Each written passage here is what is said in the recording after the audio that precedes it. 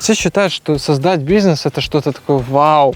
Наверное, это максимализм. Я где-то решил, наверное, с хобби переходить уже в направление бизнеса. Я зарабатывал деньги, но я не знал, куда им дать толк. Я сначала полгода торговал сам.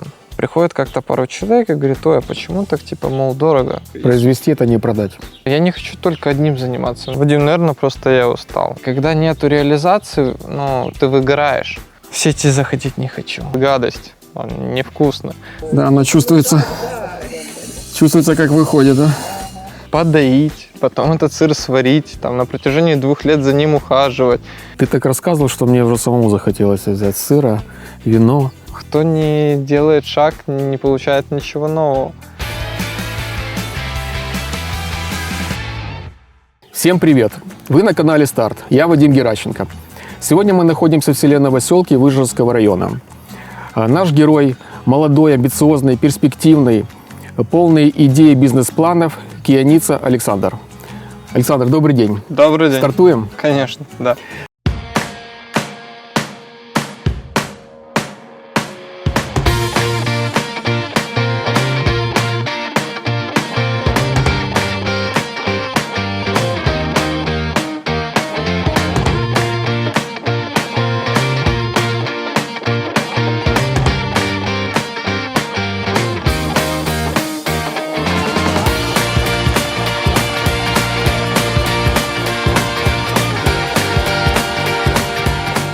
Александр, скажите, как возникла идея открытия крафтового магазина сыров? Почему сыры? Вы знаете, наверное, это глубокий вопрос, потому что изначально мы, наверное, пришли к формированию, что мы захотели питаться натуральными продуктами, и мать увлеклась козами, чтобы было молоко для внуков, отец овечками. Ну и, естественно, были переизбытки молока, и как хобби мать начала взращивать в себе сыроварение. То есть этот момент как раз набирал обороты в Украине, есть форумы, где общаются, можно посмотреть рецепты. Ну и как-то так получилось, что дома появился такой продукт, как сыр. Молодой, выдержанный, эти все эксперименты, и как-то вовлеклась в это вся семья. Наверное, сначала начали, кроме друзей, близкий круг друзей, они начали у нас покупать, просить, а потом друзья друзей, и в какой-то момент началось поголовье увеличиваться, и переизбыток продукции. Я где-то решил, наверное, с хобби переходить уже в направление бизнеса. Саша, как решился к открытию магазина? Вадим, наверное, просто я устал. Устал отец, устала мать, очень много людей из города просили доставку. И вот эта развозка, она занимала очень много времени, а это не основной вид деятельности, это хобби. И как-то основной вид деятельности, то, что приносило доход, начало страдать. А я решил просто пункт выдачи сделать в одном магазине, создать его с направлением натуральных продуктов. И вот так где-то пришел. Вы бросили работу по найму? Да. И решили этим заняться? Да. А не боялся, что не получится? Это у меня просто не первый вид деятельности. У меня была уже своя кофейня, пару своих магазинов, но это не приносило мне удовольствия. Почему? Потому что, наверное, я шел по протоптанным тропам. Мне хотелось что-то создавать свое, что-то новое. И процесс созидания, наверное, который приносил бы помимо дохода еще и удовольствие. С чего начинали? Где открывали магазин? Кто вам в этом помогал?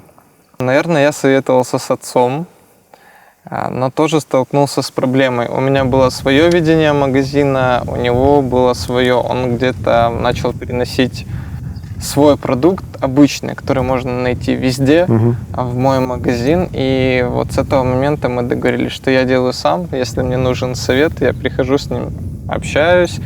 И, наверное, друзья. Больше друзья, которые тоже хотели чего-то нового. Ремонт помогали делать, обстановку, декор, диджитал, реклама. И в таком формате это продвигалось. Саша, давай вернемся к магазину. Появилась идея, как ты выбирал помещение? Это помещение аренда, какой формат? В каком ты площади его искал, подбирал? С чем столкнулся? Я столкнулся, у меня предыдущий как-то был бизнес, прогорел из-за того, что я допустил ошибку при выборе места. И в этот раз я подходил уже более серьезно, но все равно я где-то влетел, можно сказать так. Была ошибка с тем, что я зашел на рынок. При старте рынка проговаривалась концепция самого рынка, но руководство рынка, оно все переиначило и не соблюдали договоренности, которые были изначально. То есть у меня помимо сыров еще были колбасы, я их вывел, потому что передо мной открыли других колбасников, и я начал попадать на деньги. У меня был натуральный продукт без никаких переработок, без возвратов, и я не мог демпинговать ценой. То есть сетевик вот зашел, и он просто убил этот сегмент продукции у меня, и я решил развивать больше сырное наполнение. Выбрал я примерно 20 квадратных метров. Помещение заставил, было удобно, но проблема в том, что еще из ошибок было, это я сделал очень дорогой декор. То есть он обошелся мне дешево, но он смотрелся очень дорого. Это первый магазин, с которым ты попал, да? Да, вот это магазин, в котором я сейчас вот начал обкатывать все вот тонкости. Второй магазин я бы уже делал совершенно по-другому. То есть, подожди, этот магазин сейчас убыточный? Нет, он уже вышел, на окупаемость. За счет чего? За счет узнаваемости? Да. За счет рекламы в соцсетях? Как ты рекламируешь? Здесь пошло, наверное, сарафанное радио. Очень неплохо мне помогло. Реклама диджитал. И то, что я, наверное, убыточную такую статью, это дегустация. Я не продаю без дегустации. То есть мои сотрудники не продают без дегустации. То есть мы подбираем клиенту то, что ему нравится. Когда вы придете и скажете мне вот этого килограмм, мы не продадим. Потому что этот сыр может вам не понравиться, и вы к нам потом не вернетесь. То есть вот так у нас покупают уже наши постоянники, которые перепробовали весь наш ассортимент. У нас есть шутка такая, что к вам можно кофе прийти и позавтракать. То есть, где-то, наверное, да. Какой стартовый капитал необходимо для того, чтобы открыть такой формат магазина? Вадим, вы знаете, я просто очень много делал своими руками. И я не могу сейчас посчитать, сколько бы обошлись ремонт и все остальное. Но, наверное, оборудование и закупка мне обошлось до 10 тысяч. До 10 тысяч долларов. Это без товара? Нет, с товаром. Сколько магазину уже? Да вот в следующем месяце будет год. Вы вернули инвестиции? Я их реинвестирую. Я туда ничего не беру. Во что? В товар, в новые группы, сегменты, ассортимент. То есть увеличиваю. Саш, скажи, пожалуйста, с чем столкнулся, когда запускал магазин? Какие были проблемы? Вот у тебя не было опыта, да, и ты решил открыть. Что это? Это все-таки, я понимаю, это стационарная точка, это не павильон, да? Тебе нужно было, наверное, получать разрешение, да? Или что, с чем столкнулся?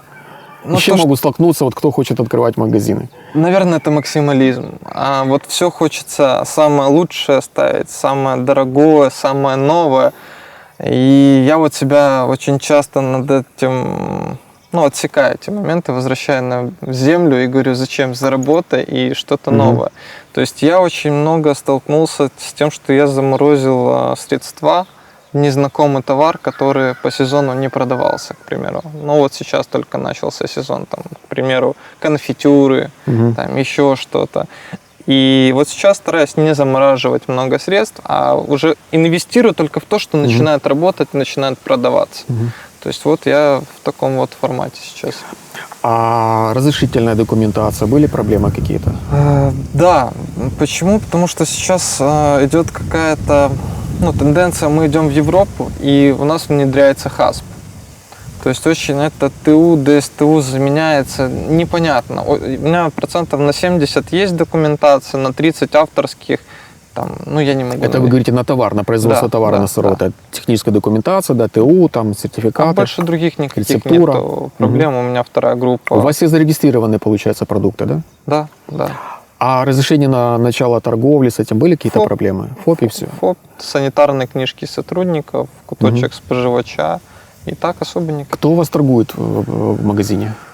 Вадим, я сначала полгода торговал сам.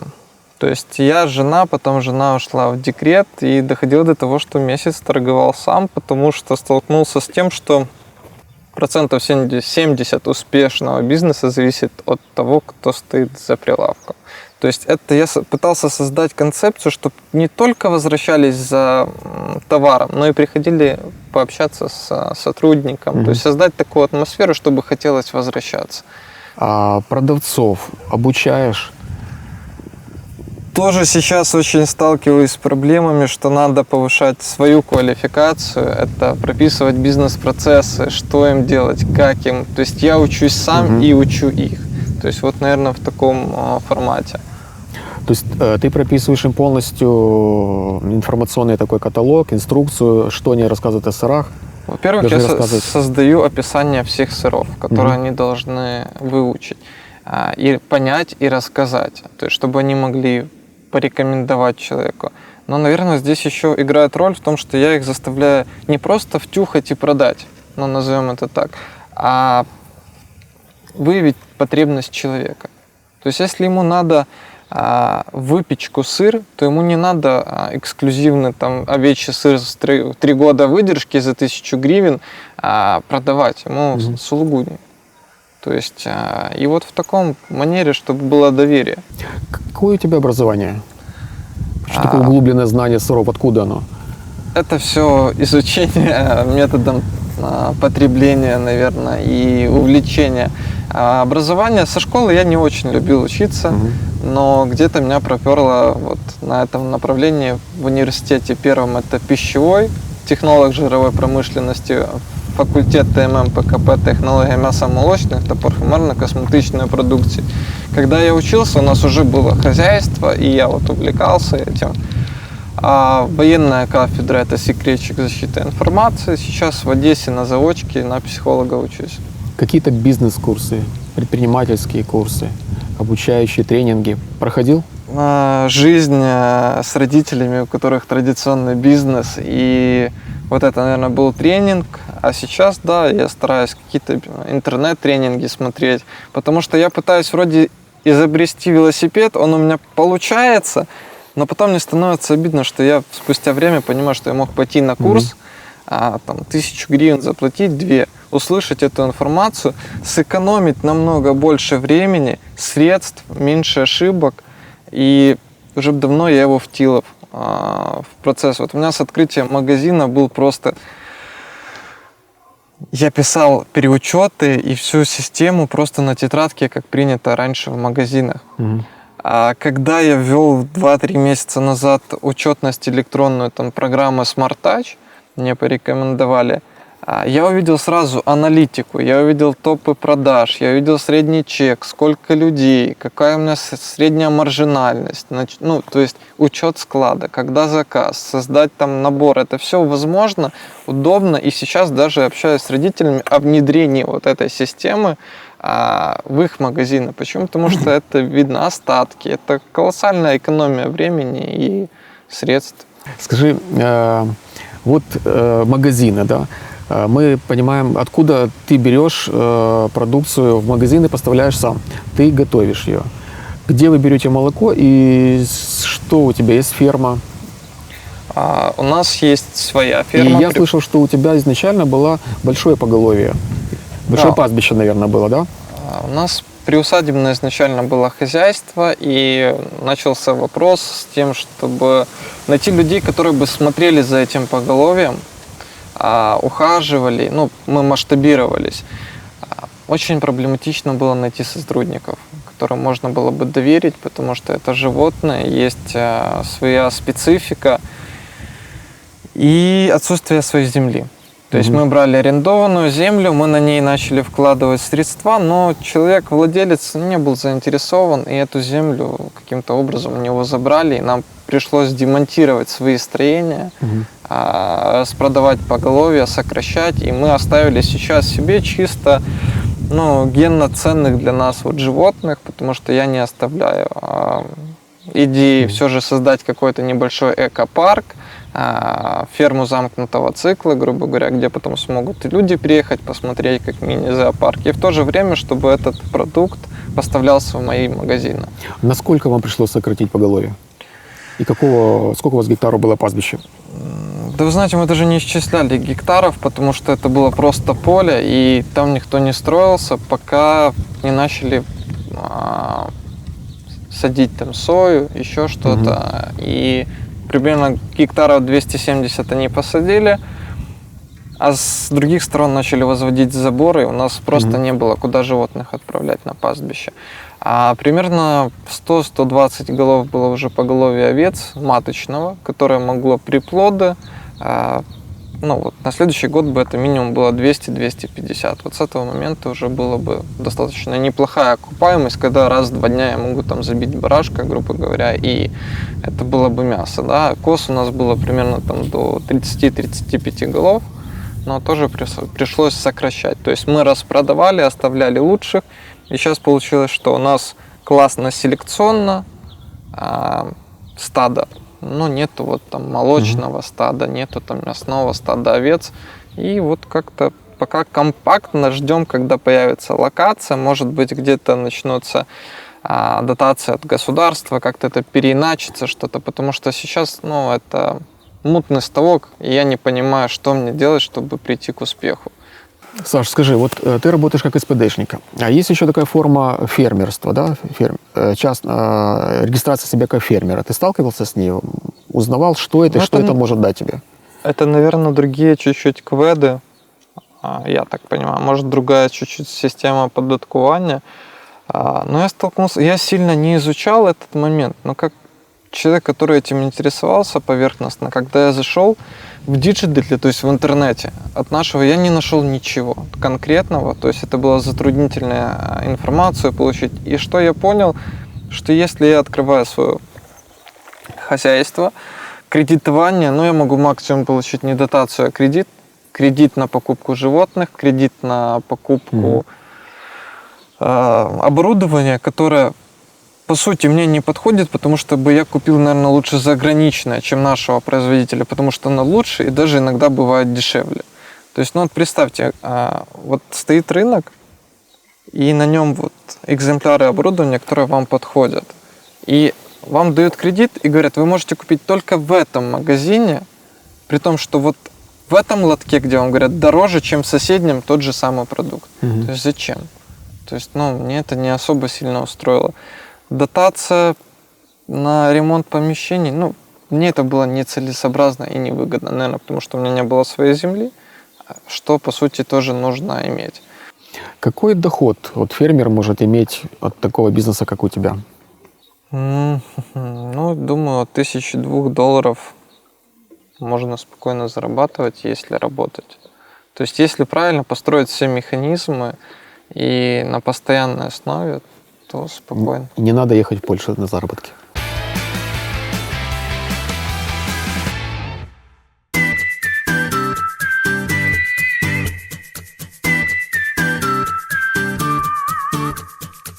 Первые 2 пальца сжимают, а потом...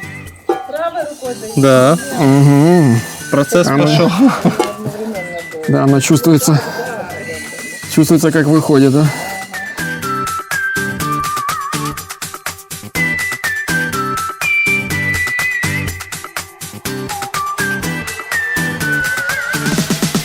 Нелегкий труд. Наверное, эмоционально тяжело и физически.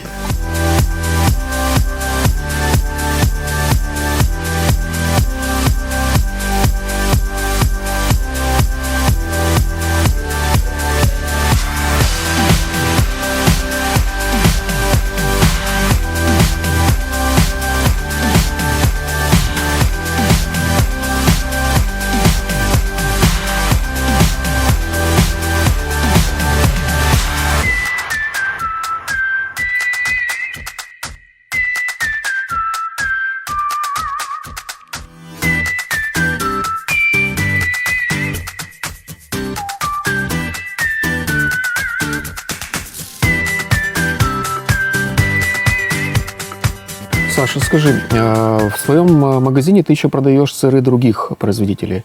Как ты выбираешь производителя, подбираешь фермеров? По каким критериям? Да, по каким критериям?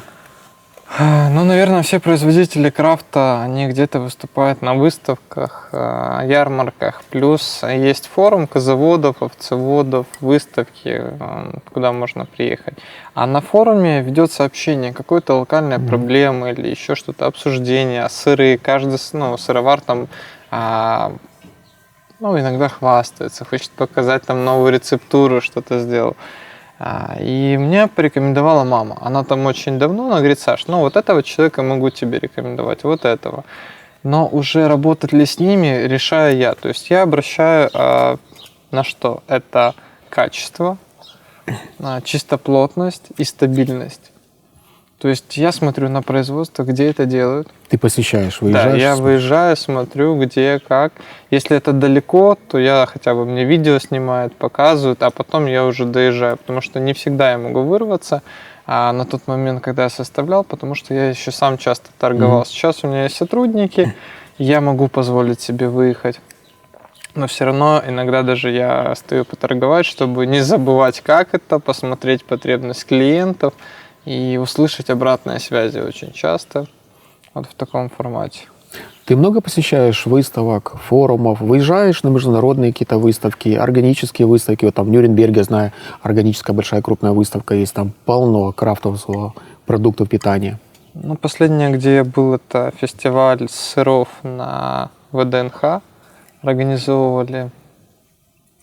И сейчас я просто сам иногда на фестивале выезжаю, не всегда могу подгадать так, чтобы вышел маленький ребенок и выехать, к примеру, там, выделить целый день не всегда получается, наверное. Но я сейчас к этому стремлюсь, потому что там можно увидеть новинки, можно увидеть какой-то тренд.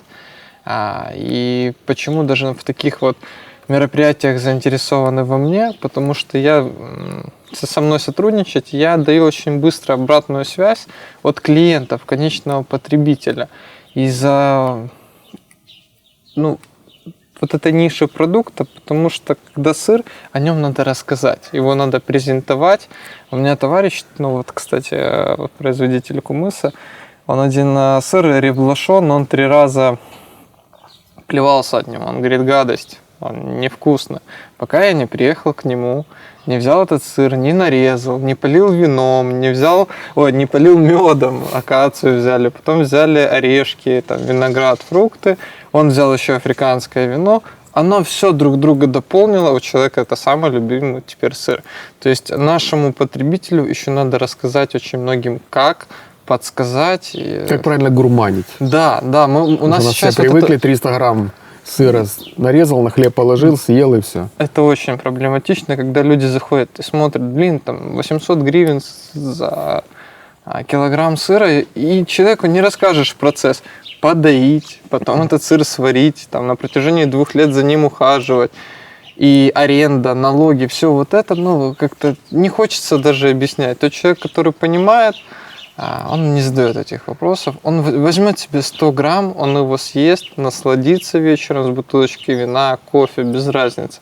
Придет через неделю, 2, через неделю, через 3 дня. Очень многие люди, которые у нас брали сыры, они уже не могут покупать в супермаркетах. Ты так рассказывал, что мне уже самому захотелось взять сыра, вино. Так что, наверное, вечером с этого и начну. Скажи, а вот твоя торговая марка, как она тебе пришла в голову? Почему именно марка, которая созвучна с твоей фамилией? По поводу торговой марки, это очень было интересно. Мой отец был против названия Кияниця. Марки. Почему? Потому что он говорит: все тебе будут говорить, тебе надо, а вдруг не выйдет. Наверное, я принял решение. Мои все друзья мне говорят: называй фамилию, она у тебя классная, она подходит, и взращиваю личный бренд. Плюс у меня есть еще этапы и цели в жизни, где я могу использовать эту узнаваемость. Я сейчас не боюсь вдруг о переезде или еще чем-то, потому что все знают не просто сирний магазин, а Кияниця сирний магазин. Тобто Кияниця, крафтова крамниця. А логотип мы, когда создавали, мы очень долго. Я не хотел привязывать себя там к козам или к овцам, или к лошадям, или к каким-то злакам. Почему? Потому что это, наверное, где-то бы исключило мою маневренность. То есть я не хочу только одним заниматься. У меня глобальные планы, желания. Я хотел бы развивать в разных направлениях. Я хочу показать нашим зрителям. У меня в руке это не пиво, это в стекле натуральный кумыс с кобылячьего молока, кобыличьего, наверное, правильно, молока, и продукт от фермера, торговой марки Александра. И причем он в стекле, то есть это экопродукт, и это натуральный, да, он только добавленные бактерии туда для Это кобылье молоко свежее берется, ну, берут, и плюс есть кумысовая закваска, которую взращивают и добавляют. То есть кумыс потом превращается в кумысовую закваску, мы его используем для повторно. Стекло мы принимаем сейчас обратно по месту для того, чтобы повторно в камеру каления, где оно прокаливается, и обратно, чтобы не плодить как бы мусор и все остальное. Плюс это, кумыс это кисломолочный продукт, и в стекле он лучше, чем в пластике. Но вот кумыс – это кобылячьего молока, у тебя лошадей нету. Ты с кем-то в партнерстве этот продукт делаешь? Я сам лошадник, у меня были лошади. И это любовь на всю жизнь, и ты всегда ищешь локацию, где бы ты мог покататься. Я задался целью искать фермеров-производителей локально Вышгородского района, а потом уже там Украины, и начал захватывать такие вот больший объем территорий. И я познакомился с Александром Соломахой, который создает сейчас завод племенной Новоалександровского тяжеловоза. Это украинская порода, он ее сейчас восстанавливает. То есть, потому что ее мало. У него приблизительно 66 лошадей своих и где-то 22 на постое. То есть мы с ним обговорили, и он говорит, давай мы будем развивать и твой бренд. Мы оставили там его логотип на этикетке. И он делегировал как бы реализацию, можно сказать, через мой магазин. И для меня я отправляю сейчас по всей Украине его. То есть мы вот так. Это один из продуктов, с которым мы начали вот. Саша, вот с твоего опыта уже предпринимательства, что бы ты посоветовал начинающим предпринимателям, с чего начать? Привлекать кредит? Нужно ли привлекать кредит? Или все-таки искать какое партнерство? Вы знаете, у меня сейчас как раз такой момент. Я дошел до понимания, чтобы развиваться, мне надо привлекать инвестиции, деньги. И я задал себе вопрос, я хочу привлечь только деньги, либо я хочу привлечь людей в этот проект, которые будут что-то тоже делать, заинтересованы. Я, наверное, больше сейчас склоняюсь к тому, что я хочу создать команду, которая будет заинтересована в этом развитии, можно сказать, единомышленников. И вот эти вот пропорциональные договоренности я сейчас хочу обсуждать. Как либо мы одинаково вкладываем, либо моя идея. Я сам сейчас хочу обучаться этому, чтобы понять, как грамотно вот это все оформить. Скажи мне, ты уже, будем говорить, это твой будущий партнер, уже партнер, который тебе кумыс поставляет. Ты хочешь, я так понимаю, что ты хочешь создать какую-то кооперацию фермеров, да? И как-то создать такой магазин, где бы был различный ассортимент продуктов. И если появится еще фермер с таким же продуктом сыра, ты его возьмешь себе в партнеры? Если он будет соответствовать, наверное, моим требованиям, я не собираюсь скрывать, кто мне это производит. Я всегда на логотипе оставляю. Либо там произведено для моего магазина, и кто произвел, я совершенно хочу, чтобы люди сами знали, развивались, это стремление. Может, им кто-то предложит лучшие условия, чем я. Это должно быть честно во всяком случае. Я просто сейчас пришел к тому, что сам я не мог насытить ассортиментом свой магазин. То есть потому что человек хочет прийти за выбором. То есть, если будет один продукт, он не пойдет. И я начал приглашать к сотрудничеству больше. Да, у меня родилась идея объединить фермеров в этом магазине, где можно продать и купить наш отечественный, назовем так, продукт. Потому что, как производитель, у меня ведь есть там опыт овцеводства, козоводства, я столкнулся с тем, что есть проблема реализации.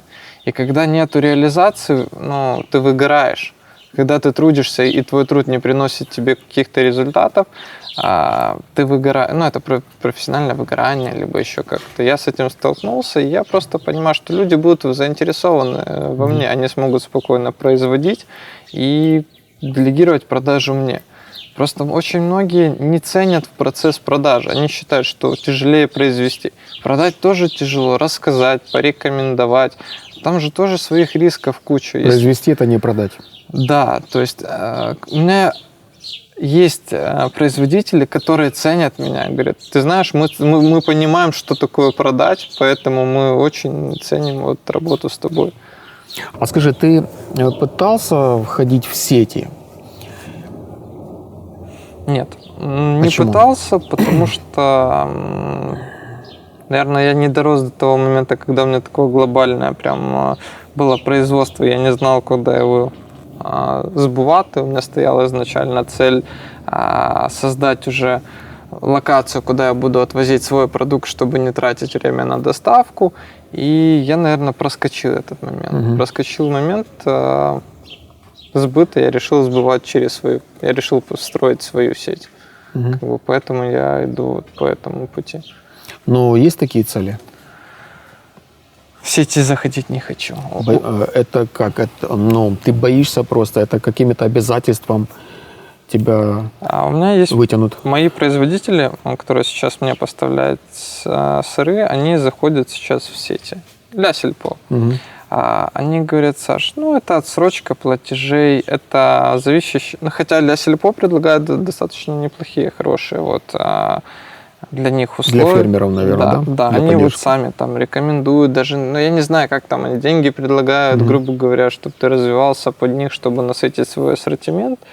Но все равно они говорят, хромает, в сетях нету презентации товара, нету презентации продукта. Поэтому я сейчас создаю магазин, где будет презентация всех этих сыров, у каждого сыра есть своя история, о нем можно рассказать, подсказать, сырный набор презентовать. То есть, ну, у меня не стоит цель. По поводу сетей я столкнулся с таким моментом. Я работал с сырами Зинка. И ну, свой профит, как бы я зазор, там, ну, к примеру, если я беру у них по одной цене, ну, к примеру, возьмем 500 гривен, и в розницу они в интернете продают 600. А я поставил 620. Ну, думаю, человеку поехать в Киев, купить этот сыр, но он все равно эти деньги даже больше потратит, плюс свое время. Приходит как-то пару человек и говорит, ой, а почему так, типа, мол, дорого? Говорит, мы в Ашане покупаем, к примеру, за 450. Ну, я стою, думаю, в смысле? Ну, Зинка продает за 600 в интернете сам производитель. То есть, получается, что сеть дипингует полностью цену. Это акция. Да, не акция, они просто этот товар дипингнули ценой. То есть, мне уже невыгодно, потому что у меня этот сыр покупать не будут. Я его уберу из продажи, и так поступят, ну, из 20-18 таких же точек, как я. Что произойдет? У производителя основным рынком сбыта будет Ашан.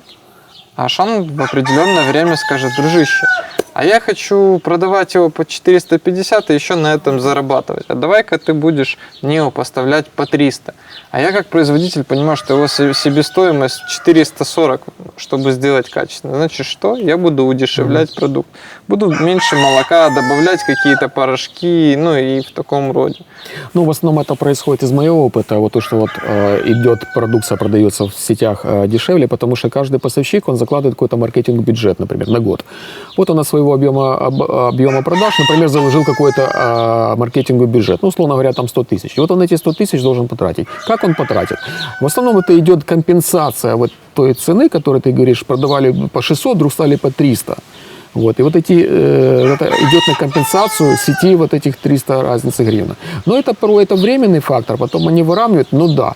Но это демпинг где-то, другие сети начинают говорить, а почему, давайте тоже у нас акцию проводить. И в итоге ты работаешь только на маркетинг акции порой.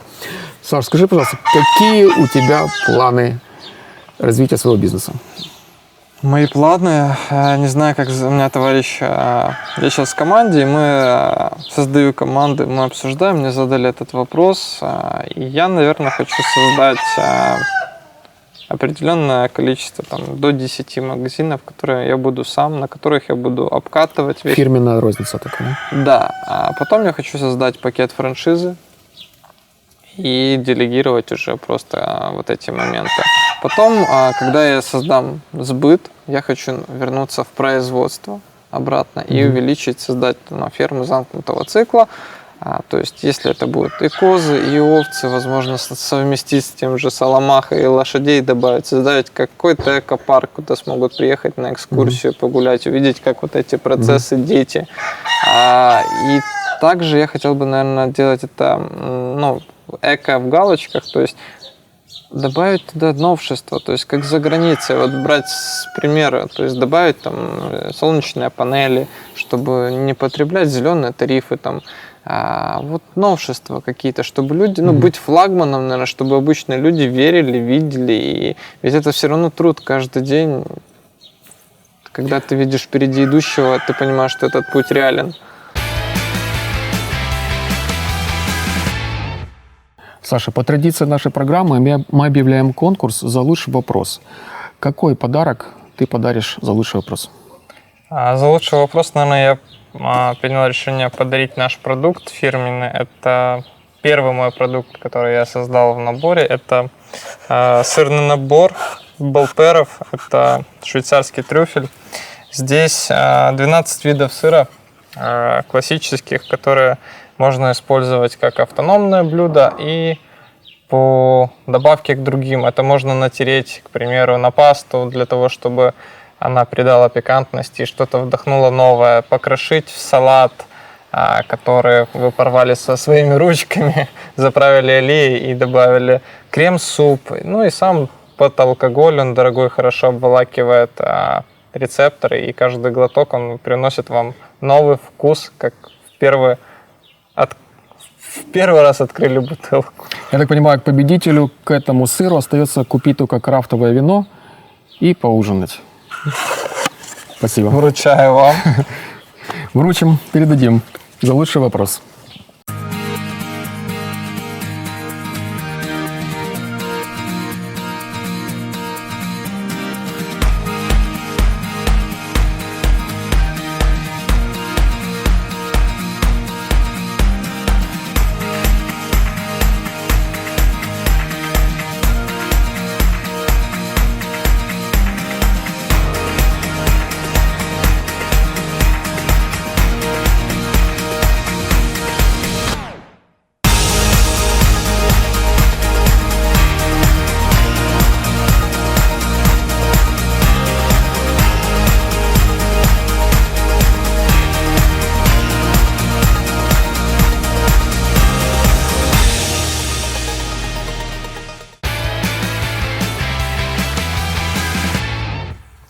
Саша, вот мнению каких людей ты доверяешь?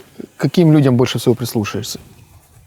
Вадим, ты знаешь, я, наверное, слушаю всех, собираю со всех источников информацию, а потом делаю по-своему. Но, наверное, прислушиваюсь к тем, кто чего-то уже достиг и могут рассказать о собственном опыте. Я столкнулся в момент, что очень много в начинаниях молодежь и вообще сдерживает это такая формулировка. Вот я что-то придумал, я прихожу домой и говорю своим близким, вот я хочу открыть кофейню, а мне говорят, слушай, а там Вася, Петя в свое время открыл и прогорел. То есть и сразу они вот угнетают, да? Мгм. Но момент в чем? Они же не знают. Может, Вася или Петя не вели учет. Может, они сразу поставили сотрудника, который воровал. То есть и все начинания, ну, все считают, что создать бизнес – это что-то такое вау. То есть, ну, невозможно. Ну, по сути, что это просто грамотное ведение своих бюджета, своего средств. То есть человек, который идет на работу, он получает зарплату, он покупает себе какую-то одежду, он же, ну, работает с этим бюджетом, он покупает пищу, платит коммуналку. Предприниматель, помимо этого, он создает те же потоки инвестиций в своем деле, просто он, ну, берет на себя еще обязанность 24 часа, 7 дней в неделю думать о работе. Почему? Потому что его сотрудников не волнует, где он возьмет деньги, чтобы заплатить зарплату. Ну, да. Они пришли с 8, отработали до 6 и ушли. А тут все время, к сожалению, ты уделяешь своей работе. Ну и нет, наверное, успешного предпринимателя, который не падал и не подымался, а порой не один раз падал и подымался. Скажи, какая доля, по твоему мнению, какая доля везения и удачи в предпринимательстве? Ты знаешь, Вадим, у меня была такая ситуация, я в свое время открыл магазин обычных там, товаров на Межигорье во время, вот я попал в струю, я зарабатывал деньги, но я не знал, куда им дать толк. То есть, ну, я вот просто попал в струю, я не знал, куда их вкладывать, реинвестировать, что развивать. Ну, время ушло, деньги разошлись, я ничего не достиг. Здесь, в этом бизнесе, я переживал немало кризисов, когда я хотел просто закрыть все, пойти на кого-то работать, это было бы проще. Но сцепя зубы, веря в себя, и когда тебе другие говорят, у тебя все получится, поддержка тоже очень важна. А к чему-то начал... Я ценю это. Я теперь, меня вот эти кризисы уже не столько пугают. Я флегматичный. Все ли я делаю от себя? Да. Может, что-то я делаю не так, хоп, смена подхода. Либо как-то перезагрузиться, элементарно 2 дня не брать телефон, побыть на природе, прийти абстрагированным как клиентом, посмотреть на свой магазин и подумать, а вот это-то у меня уже не то, надо что-то новенькое. И в таком формате постоянно это, как я называю, путь совершенства, это всего лишь путь длиною в жизнь. А где ты черпаешь вдохновение для своих идей, новых проектов? Ты знаешь, в общении с людьми. Наверное, что-то сам придумаю, что-то хожу на какую-то выставку, стараюсь сейчас посмотреть что-то в интернете. И желание, наверное, создать свою концепцию. И когда ты ищешь, смотришь у людей, пытаешься это все объединить, как-то таким путем созидания. Саш, какой бы ты совет дал начинающим предпринимателям? Мой совет, наверное, заключается в том, чтобы они не боялись начинать. Очень многие боятся сделать первый шаг. Для них открыть что-то свое – это прям что-то невозможное. Но перед тем, как сделать этот первый шаг, моя бы, наверное, рекомендация была походить по тренингам. Почему? Потому что там вы встретите людей, которые уже чего-то достигли. Это не диванные войска, которые могут тебе рекомендовать, что тебе делать, не делая, когда они не делают сами. Там люди, которые уже чего-то достигли, к чему-то стремятся. И когда ты находишься в таком социуме, ты, наверное, и сам получаешь вдохновление к чему-то стремиться. Твои страхи развеются, потому что неизвестность, она всегда пугает. Но кто не делает шаг, не получает ничего нового. Наверное, первый шаг. То есть учиться, развиваться, ходить на мотивационные тренинги. Да, не бояться делать первый шаг. И, наверное, общаться, слушать чужого мнения, но делать по-своему. Желательно мнение предпринимателей, практиков. Да, не а теоретик. Не газетных работников. Да, здесь очень свойственно, потому что на своем примере очень много увидел, что все же я много потерял, не ходя на них изначально, и сейчас пытаюсь наверстать и внедрить это в свой бизнес.